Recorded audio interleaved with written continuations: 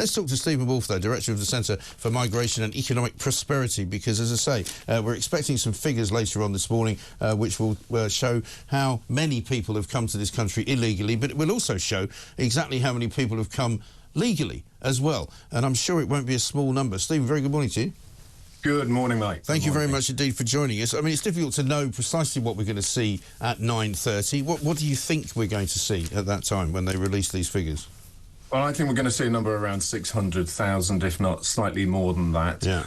That was pretty much what we had last year, 685,000. 740,000 the year before. Right. And that means we've got about 1.3 million people coming in. We had this year 2 million. So looking at 2 million people coming to this country legally, and that ignores the illegal migration. And then we're having 2 million people in 3 years. And is there any facts looking at that would then say to yourself, oh, what are we doing about schools, housing, roads, hospitals? And you've just talked about, 20 mile an hour being a tax-raising issue. You need to raise tax if you've got to try and provide money for public services that cover an extra 2 million people. Yeah. So that's the facts about it. Right. And that's just in the last 2 years as well, Stephen. I mean, if it turns out that there's, say, another million or so in last year, that'll be 3 million, which tells you that basically this country has got, in my view anyway, probably about at least another 10 million people in it than we had, 10 or 12 years ago. And you can tell that it's a much busier country than it ever was just by walking around it. I was saying this to James Max this morning. It's not just a perception that we're more crowded on this island than we ever were. It's actually true because you see it every day. Absolutely, and this is why we are now the most dense country in Europe. In more ways than one, I think. Yeah, and well, I'm going to try and be kind to those who are currently leading our country. Yeah. Dense, thicker than an oak tree, most of them. To be honest. When they can't understand that if you've just recently had a set of riots in this country, yes, some of them are like numpties out there, their own rights, but quite frankly, there is a pressure point that's building across this country because of the way that they feel that this country is being run, and immigration is a major factor behind population growth. 3/4 of all children now born in this country are born of those who've arrived here within the last 10 years. Right. It's unsustainable to be able to have a population this big on an island this small without having to see every 2 minutes a new housing estate going up on what used to be a lovely part of the countryside. Yes, and also so many housing estates are going up. I mean, again, we get being told, oh, we're not building enough houses quickly enough. Well, we're still building quite a lot of houses in a lot of areas, certainly of the southeast, which were, sort of idyllic fields, but which are now, little mini housing estates. And nobody knows where those kids are going to go to school. Nobody knows where the cars which are being driven around are going to get around on the roads. The potholes are getting worse. The standard of living is getting worse. The cost of living is going up. And it doesn't appear to me that Labour have a clue about how to fix any of that.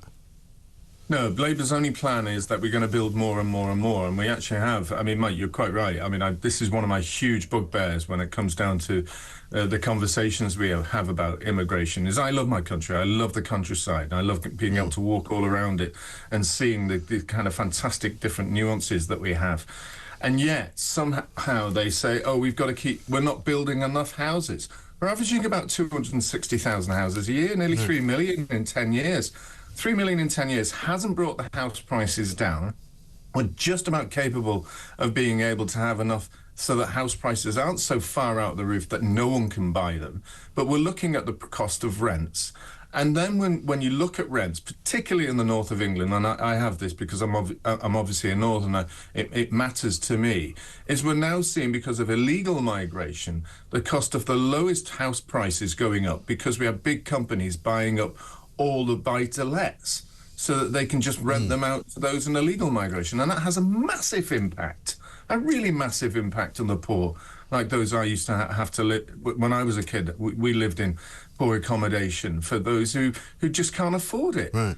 And so this is nonsense when we're not taking control of mass migration and the net migration figures just show us this. Well, exactly right. Because also we've got large swathes of the country where there are illegal migrants being put up in hotels. They're supposedly going to be moved out into other properties, which means that that's another squeeze on social housing, another squeeze on what you might call affordable rented property.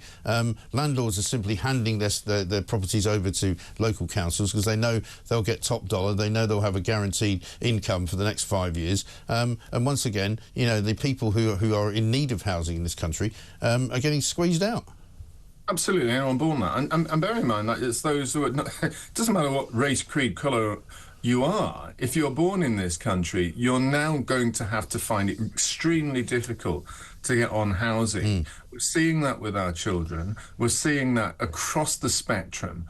And even if you take this plan of trying to build 1.5 million new houses, which means that we're going to see some really ugly buildings placed in places across the country, because we know they never designed them with anything that matches the beauty that we used to have in some of the places that we have. We have these kind of really ugly places that are built in many ways. We're going to see a destruction of the land. The way that we see our land changes. We become further and further a denser country, and that has a mental health issue. And I'm now going to start doing some research on the impact of mental health on people in this country as our density has risen. And I'm beginning to start seeing some really shocking statistics, not just from this country, but from others as well. I'll come to that in the future in my research. Yeah. But the point is, when you start increasing population, whether it's legally or illegally, on a small island, the impacts that we're having now has a detrimental effect on the mental health of our people and has a detrimental effect on the way that we relate to one another. Exactly right. And just very quickly, just to add insult to injury, if you like, piece on the front page of the Times today saying ministers are preparing to allow young Europeans to live and work in Britain as part of a wider reset of relations with Brussels after Brexit. So basically free movement for young people so they can all come and work here and live here, which is all very well, I suppose, but it's not going to help, is it?